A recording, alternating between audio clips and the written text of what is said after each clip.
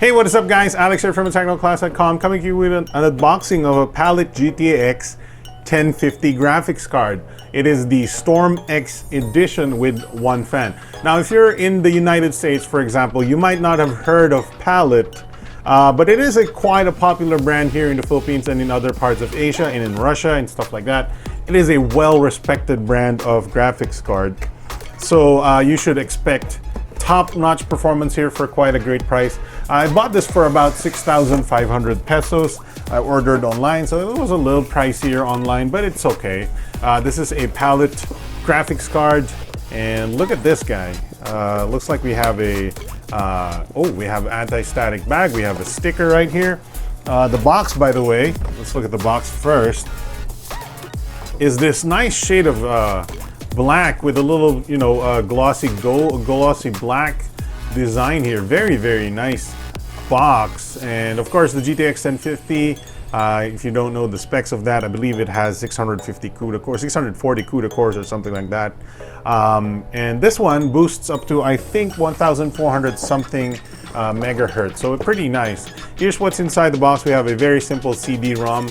Not even some brands don't even have CD-ROMs at this point. We have a quick installation guide, and it's a booklet, and it is in black and white, looks like. And that seems to be the extent of the box. Pretty nice box regardless. I do believe the Zotac one had better, extras when it comes to the manuals and stuff like that. But I do prefer the look of the box of the Palit. Anyway, let's open this guy up and see the graphics card itself. Oh, I feel the shroud in my hand. There it is. This is a plastic shroud right here, but it does have a little bit more, design here. It does have a Palit sticker here, preventing from scratching. And the fan seems smaller to me versus the Zotac that I just recently unboxed. But then again, this is just a, a entry-level graphics card. Anyway, as you can see, we have a fan here. It looks pretty small. It could be around 70 millimeter. I don't know. I'm not that kind of an expert in fans. We have a nice sort of aluminum heatsink in the bottom there. You can see the shape, and it looks pretty nice. It looks like the fins are actually pretty fine right there. The shroud is here. I don't think it does anything. Looks like we have screws for the shroud. Assuming you want to open this guy up, seems like you can maybe open the shroud off. The actual CPU heatsink itself has a don't touch me, I will void your warranty if you do that kind of thing, and it even says right there. So on the back, obviously we have no backplate. The GTX 1050s generally don't have it unless you buy a higher end edition. You can clearly see my serial number there as well. And that's it for the back. Looks pretty simple. The shroud extends a little bit farther than the PCB, as you can see right here. Don't really know what that's for. Also, I don't really know what this little cutout is for. Interesting. Could be for another version of the card. They just use the same shroud, because look at the bottom, there's no cutout. So what is this cutout for, huh? Interesting. On the bottom, of course, there's nothing. You just see the PCIe x16 slot, a little bit of the little heatsink right there.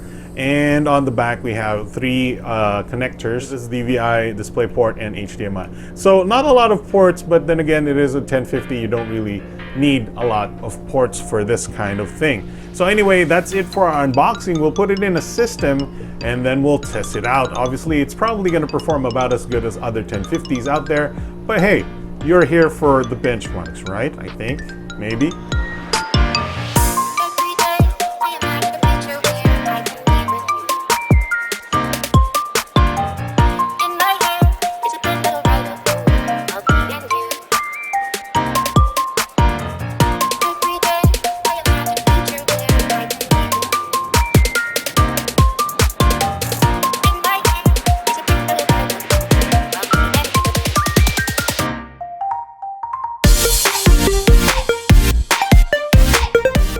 Alright guys, so I think that's about it for our unboxing of the Palit GeForce GTX 1050.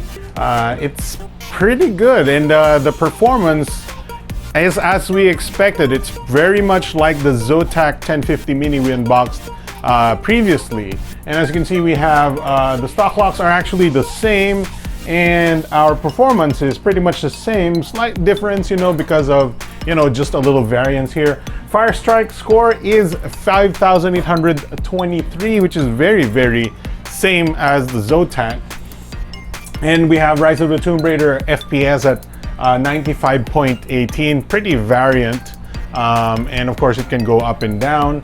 PUBG is same as the Zotac, 70 to 100 FPS during calm moments, and then we have 50 plus FPS in firefights. So maybe you want to overclock, maybe you want to get a better CPU compared to the the i3-7100 I was using. The 1050 can handle GTA 5 pretty easily, even at, you know, slightly low to medium settings. And of course, if anybody's still asking, CSGO, League of Legends, and Dota 2 are some of the easiest games to run. Even without a graphics card, you can run those games, and so it doesn't really matter what kind of FPS you're getting. Let's say you're getting over 144 FPS, then it really doesn't matter as long as your monitor is 144 Hertz or below. So like I said, if your monitor is 60 Hertz, then you don't really care if your games run over 60 FPS. So don't stop asking about these. Even without a GPU, you can run these at over 100 FPS generally. So there you have it. That is the Palit StormX 1050. Pretty nice looking card, I do admit. And it's a toss-up between the Zotac and the Palit. Honestly, I think they're both really good. Zotac is a much more well-known brand, or at least internationally. Palit is a little bit more considered as a budget brand, and I do like Palit. I'm not saying they're bad. My main card is a Palit card, so I'm a big Palit fan. However, when it comes to, you know, maybe resale value, I would go with the Zotac, particularly because they're more popular. Anyway, this is not a comparison between those two. Generally, the Palit is a little bit cheaper. I did pay about 6,500 for this one, but honestly, you can probably get it for around 6,100 pesos, so it's slightly cheaper. So there you have it. Anyway, that's it for our video for the Palit GTX 1050 StormX card. I do like the shroud, better looking shroud at least than the Zotac Mini. Thanks for watching, and I'll see you guys next time. Bye-bye.